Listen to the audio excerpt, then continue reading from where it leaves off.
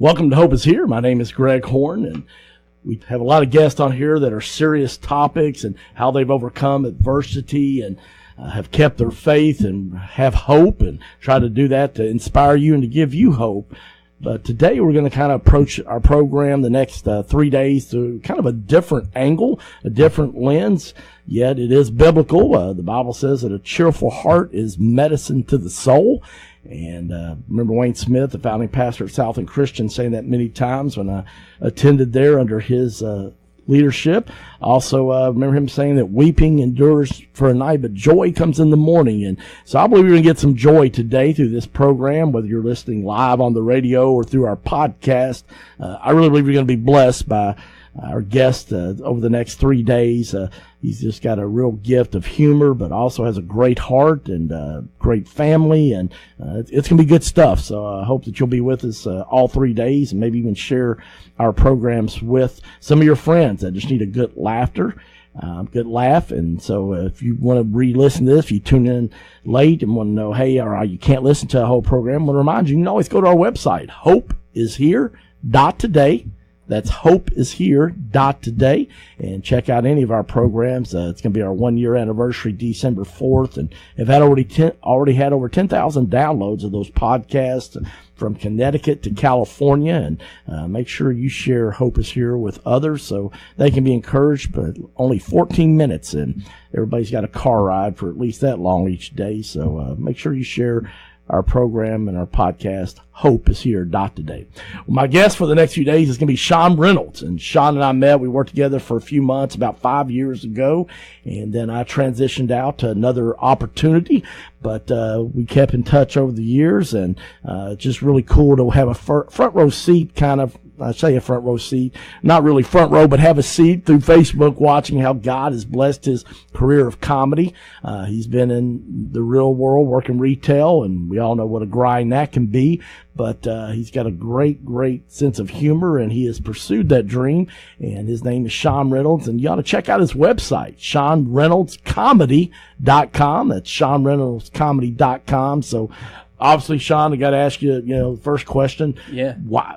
How did you get into comedy, man? I mean, people's number one fear is speaking in front of people, and right. I think number two is trying to tell jokes in front of people. Yeah, I think it's all tied in. Well, Jerry Seinfeld has the best quote about that of all time, which is that people's number one fear is speaking in front of people, and people's second fear is death, which means at the funeral, people would rather be in the casket than giving the eulogy. And that really sums it up. I got into comedy. I always I was obsessed with stand-up comedy, and I loved writing comedy. I used to work at Dunkin' Donuts in high school, and every Saturday, I was a big Letterman fan in the 90s. Oh, yeah. I would post on by our schedule at Dunkin' Donuts every Saturday morning our Dunkin' Donuts top 10 list. So I was writing comedy. I always wanted to be a writer, actually. And then about 8-9 years ago, my brother got married, and he's my only sibling, my younger brother. And I gave the best man speech, and I turned it into this 10-minute roast and made it really funny. But, I kind of wrapped it up at the end and, made it heartfelt. But afterwards, everybody was like, oh my gosh, you're like a stand-up comedian. That was you should be doing stand-up. And my aunt pulled me aside the next day, and she was like, Shawn, I was 30 at the time. She goes, you really missed your calling. You should have been a stand-up comedian. And honestly, all those people saying that, I was like, you know what? I'm going to go to an open mic. And I went to a comedy open mic at a comedy club, and I brought 10 people, and I fell flat on my face. You're a roaring success, huh? Right out of the gate. I was horrible. And it was so bad. My wife in the car, she's very supportive and very sweet. And normally would be like, no, you did good. You did good. Even she, when we got in the car, she looked at me and she goes, what happened? It was that bad. I couldn't look at the people. When I got on stage, I couldn't look at the people I brought with me. I couldn't look them in the eye. And, but then it was such I'm very competitive. And so I think that competitiveness in me was like, you know what? I can figure this out. I'm going to go back and try again. And the second time I went, I didn't take anybody that I knew, and there was a lot less pressure. And I did well. I got some laughs. And then that became addictive. And and then that was just it. I started doing comedy at the Comedy Club, Comedy Off Broadway here in Lexington. They do a great job of working with new comics, giving us a chance at the open mic night. And about a few months later, they had a competition, and I did well in the competition and got to go on tour with Lee Cruz. And, just doing like 7 minutes of comedy opening for him. And that's literally how it started. But it's the root of it is my brother's wedding and family members giving me so many compliments, and I tell my kids that all the time and people I know, it's like, you just have no idea the impact you can have on people with your words, both positive and negative. If nobody would have said a word to me after that best man speech, or even if they were just like, that was great, I may have literally never went to an open mic and none of this would have happened. Well, I love that you share that, Shawn, because I think so many people are looking for their purpose in life and what, I've got a job, I get a paycheck, but I think there's something I was wired up to do specifically for me. And, if you're listening, you're thinking, what is that? Think back to conversations you've had with people over your lifetime where they say, hey, you're really good at that. And yet I think sometimes people, Shawn, see if this is true for you, it's just something we enjoy doing. We think, well, could I really actually get paid doing something I enjoy? Yeah. It was, that was never the idea going into it. But very quickly, especially when I did well in the competition, I started asking some questions like, how, what's the career path here? And, but yeah, it definitely started off more just as a love of comedy and making people laugh. But yeah, very quickly I realized like, wow, that you can monetize this. And then I discovered Tim Hawkins about 8 years ago, and I'm a big Tim Hawkins fan. And just seeing what he was doing, I wasn't exposed to that. I wasn't exposed to church and Christian comedy. I was only exposed to what I saw on Comedy Central, the acts Letterman and Leno would have on, the ones that we were all exposed to, the Jerry Seinfelds of the world. And, back then Martin Lawrence, I think, was really big. And that to me was what stand-up comedy was. But then when I saw Tim Hawkins, I was like, wow, that's a whole other, he's doing a whole other thing. He's performing at churches. He's being clean. He even at the end of his shows was being maybe a little bit serious and giving people hope and inspiring people. And I was just like, wow, that's amazing. And I kind of started wondering if that was something I would be able to do. And he became my real focal point. Every time I went on stage was, how can I get to that point? Even if it was at a dive bar or comedy club, the goal was always, how could I be more like Tim Hawkins? Well, he is phenomenal. When I was executive pastor at Northeast Christian Church, we first brought him out about 10 years ago, and we had it in our little multi-purpose / gym place where we could get in about 300 people with tables and sold that out. The next year we had to expand it to 2 nights, and then a couple of years after that, we had to have it in our 2,000-seat auditorium and sold it out. And so it's just amazing the things he finds to have humor. He actually even uses music. I mean, it's one of those things I'm probably sure growing up, people said, man, you're kind of weird, or, man, what's all it? But now he gets paid to have fun and be weird. Yes, he does. And it's funny, that was probably about 7 years ago that you'd had him at Northeast in the 2000s. I was there. I was at that show. Really? And I think I'd been on stage about 4 or 5 times at that point.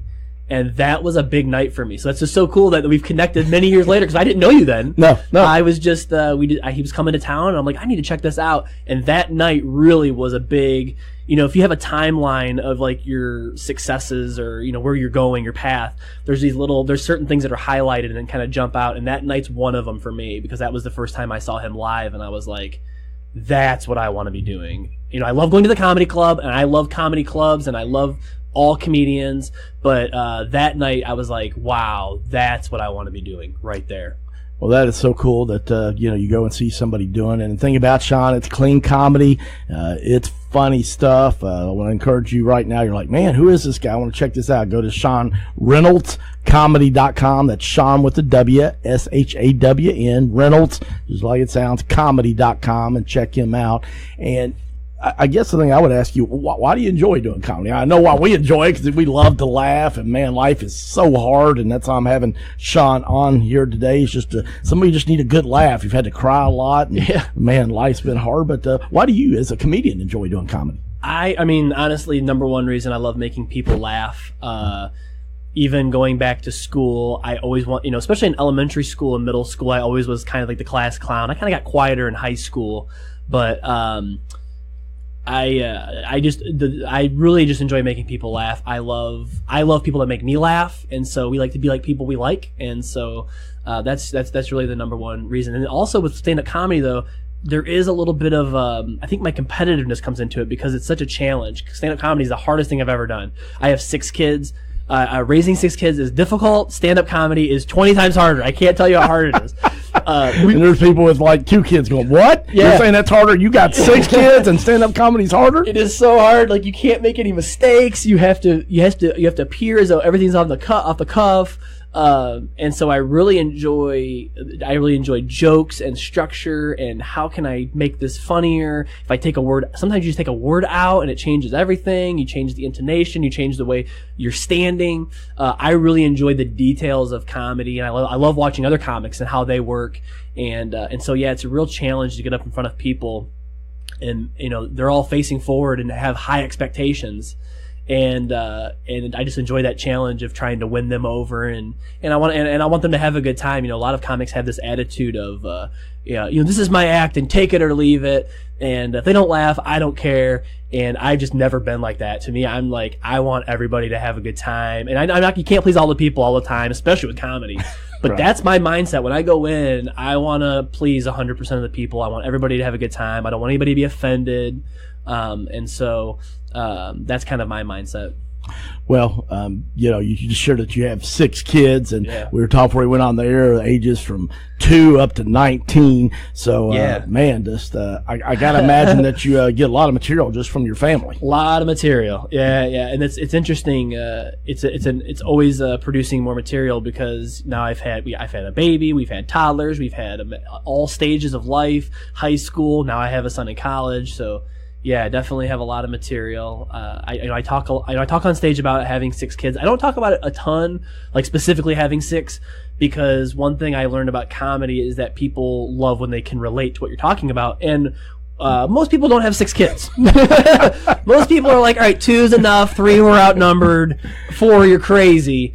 And then when you get to 5 and 6 and above, you're in a whole other planet. And so I do talk about having 6 kids, but I don't dwell on it the whole act, because people honestly just can't relate to it. But I do love talking about parenting, and I can cover all ends of it from beginning to end. I have 3. We're the Brady Bunch. We're 3 boys, we're 3 girls. So I have experience with both boys and girls, and so I do love talking about being a parent. Yeah. Well, we'll definitely let you hear some of Shawn's stuff here over the next couple of days. But I loved just obviously Halloween just happened, and your family. You guys have a theme each year. What was the theme this year for the Reynolds family for Halloween? What'd you guys dress up as? We did the 80s. The 80s are coming back. It's like a thing. Like, high school kids are dressing like we did in the 80s. They're pulling their jeans up, like, way up high, big hair, big earrings, crazy colors. So my kids are into the 80s. So, yeah, we did the 80s. My wife dressed up like a Rubik's Cube. This is on my Facebook page, too. If you go to Shawn Reynolds, if you send me a friend request, I accept all friend requests. So you can see it there. But my wife was a Rubik's Cube. She was the hit, honestly. Everybody commented. It was great. I saw a picture. It was great. Yeah, she did a great job with it. My boys, my 9 and 10-year-olds, they love Back to the Future. So my one son was Marty McFly. My other son was Doc Brown. And my 2-year-old was Elmo, which that was a little bit of a stretch, but Elmo was big in the 80s, and she loves Elmo. We wanted her to be a costume that she was excited about. And then my daughter, Kylie, who's 14, she was Beetlejuice. She loves Beetlejuice. And my daughter, Emma, she dressed up as like one of those aerobics girls from the 80s that, like, those YouTube videos are like resurfacing on social media. Olivia Newton-John, baby. Exactly. Let's get physical. Yeah, exactly. Yep, that's what she was. And then I was Richard Simmons. Oh, your Richard Simmons was classic, man. Oh, I loved it. It was not my idea. They made me do it, and I like to be the butt of the joke, so I played along. You did it well, my friend. All right, well, that's going to wrap up today's program, but we were talking with Shawn Reynolds. He's a comedian. It's good, clean comedy. You need to check out his website, ShawnReynoldsComedy.com. I'm Greg Horn. We'll be back tomorrow with Shawn Reynolds on Hope is Here. CMI is your full-service human resources provider in Central Kentucky. For 15 years, CMI Human Resources has taken great pride in helping organizations and people work. Whether it's employee handbooks or help in filling a position, no job is too large or too small for CMI. Contact the professionals today at CMI Human Resources, 859-296-2800, or online at cmiconsulting.com.